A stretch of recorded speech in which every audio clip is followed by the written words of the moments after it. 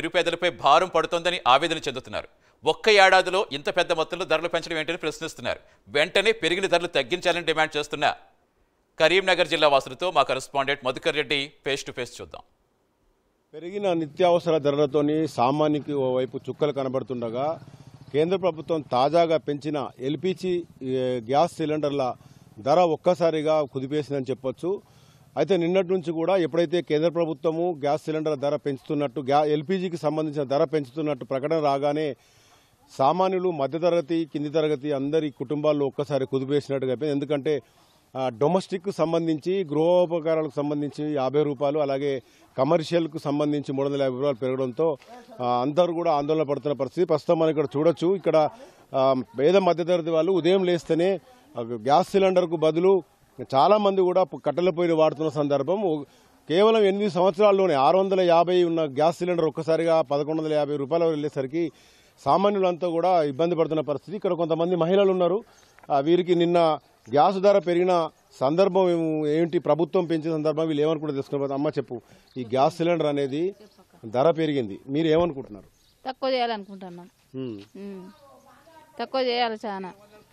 అంటే ఇంతకుముందు మీకు తెల్ల రేషన్ కార్డు ఉంటే మీ అందరికి కూడా తక్కువకి వచ్చేది. ఇప్పుడు ఇప్పుడు అలాంటిది ఏమైనా ఉందా? ఏది లేదు, అదే తీసుకుంటారు. మరి ప్రభుత్వానికి ఏం చెప్పదలుచుకున్నారు? తక్కువ చేయాలని. ఎంత తక్కువ చేయాలనుకుంటున్నారు? ఎంత అంటే ఇక వెళ్తుంది కదా. ఇప్పుడు 1180 రూపాయలు ఉన్నది.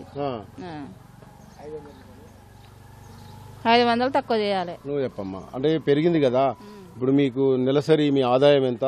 ఈ గ్యాస్ సిలిండర్ అంటే వంట చెరుకు కొన్నా కూడా మీకు అంత అవుతుంది. మీకు ఎట్లా ఏమనుకుంటున్నారు? తక్కువ చేయాలని అనుకుంటున్నాం సార్. అంత ముందు తక్కువ ఉండే, ఇప్పుడు ఎక్కువ పెంచిండ్రు. కట్టెల పొయ్యి మీద వంట చేసుకుంటున్నాం. ఇదే బాధ ఉన్నది, కట్టెల పొయ్యి మీదనే చేసుకుంటున్నాం. ఒక సిలిండర్కు 500 పెంచిండ్రు సార్. తక్కువ చేయాలని అనుకుంటున్నాం. అంత ముందు ఎంత ఉండేనో అంత ఉండాలి. మళ్ళీ ఆంకుట్లో కూడా పడతలేవు మాకు సార్. వాయని మనవు. అమ్మా, నువ్వు చాలా సంవత్సరాలు అంటే గ్యాస్ సిలిండర్ రాకముందు కూడా వంటలు చేస్తుంటావు. అప్పుడు ఈ కట్టెల పొయ్యి మీద చేసేది, తర్వాత గ్యాస్ సిలిండర్ వచ్చింది. ఇప్పుడు గ్యాస్ సిలిండర్కి అలవాటు పడ్డారు, కానీ ధర పెరిగింది. ఏమని ఎట్లా మరి? ధర పెరిగితే మునుపు 600 ఉన్నాయి, మళ్ళీ అదే 600 కావాలి మాకు. కట్టెలు దొరుకుతలేవు, ఒక్క గ్యాస్తోని వంట చేసుకుంటున్నాము. మా పరిస్థితి ఏమో మరి చెప్పాలి మీరే. ఇప్పుడు అంటే ఒక రకంగా చూసుకుంటే వీరంతా కూడా పాత ధరను ఇవ్వాలంటున్నారు. ప్రభుత్వం దశల వారీగా పెంచుకుంటూ పోయింది. అది ఒక్కసారిగా పెరిగిన ధరతోని ఈ మహిళలు ఏమనుకుంటున్నారు తెలుసుకుందాం. అమ్మ చెప్పమ్మ, ఒక్కసారి ఈ ధరలు ఇట్లా పెరుగుతున్నాయి, మీకు ఇదివరకే నిత్యావసర ధర కూడా పెరిగినాయి, గ్యాస్ సిలిండర్ ధర కూడా పెరిగింది, ఎట్లా దీన్ని? గ్యాస్ తక్కువ చేయాలి సార్. ఫస్ట్ 500 ఉండే, 500కి పోయి 600 వచ్చింది. మళ్ళీ ఇప్పుడు 1400 అవుతున్నాయి. అవి తక్కువ చేయాలి. మాకు కట్టెలు కూడా దొరుకుతలేవు, ఎక్కడ పోయినా కూడా తక్కువ చేయాలని చెప్తున్నాం. అంటే తక్కువ అంటే ఇప్పుడు మీరు అడిగినంత మాత్రాన ప్రభుత్వం చేసే పరిస్థితి ఉండదు. మీరు ఎట్లా, మీకు వచ్చిన ఆదాయాన్ని మీరు ఎట్లా చూసుకుంటారు? ఇప్పుడు మేము చేసేది 300 కూలీ సార్, దానికి పట్టి మాకు తక్కువ చేయాలని చెప్తున్నాం. అంటే ఇంతకుముందు మీకు సబ్సిడీ ఉండే కదా, మీకు బ్యాంకులో డబ్బులు పడేది, ఇప్పుడు అది ఉందా? డబ్బులు పడతలేవు, ఇప్పుడు డబ్బులు పడతలేవు, కట్ అయినాయి డబ్బులు. అందుకనే బ్యాంకులో డబ్బులు కూడా పడతలేవు అని రేట్ ఎక్కువ పెంచిర్రని చేస్తున్నాం సార్. మరి ఇప్పుడు రేపటి నుంచి మీ పరిస్థితి ఏంది? ఇక రేపటి నుంచి పరిస్థితి ఎవరు కట్టెలు పొయ్యి మీద చేసుకుంటూ ఉంటున్నాం. దానికోసం తక్కువ చేస్తే మేము గ్యాస్ కోసం ఇది చేస్తున్నాం. మీరు చెప్పండి, మీరు మామూలుగా మధ్యతరగతి వాళ్ళకు కింది తరగతి వాళ్ళకు మాత్రం ఈ గ్యాస్ ధర పెరగడం అనేది ఒక బరువుగా చెప్పొచ్చు. ఎట్లా చూద్దాం దీన్ని? ఇది మధ్యతరగతి ప్రజలకు నిజంగా ఇది ఒక గుదిబండ లెక్క కేంద్ర ప్రభుత్వం చేయడం అనేది నిజంగా అన్యాయం. ఇది తీవ్రమైన అన్యాయం చేసినట్టు అవుతుంది.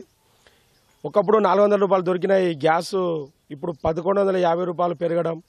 ఇంకోటి కమర్షియల్ వాణిజ్య సిలిండర్ కూడా దాన్ని ఒక్క రోజులోనే 350 రూపాయలు పెంచడం.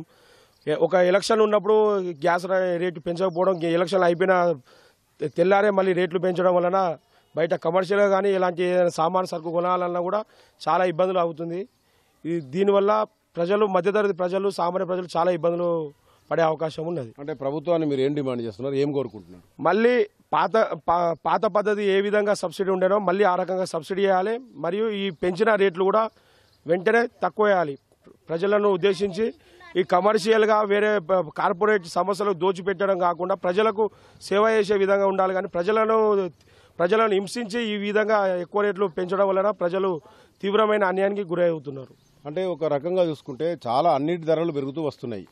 అంటే ప్రతి సంవత్సరం ఏదో ఒక రకంగా అన్ని ధరలు పెరుగుతున్నాయి.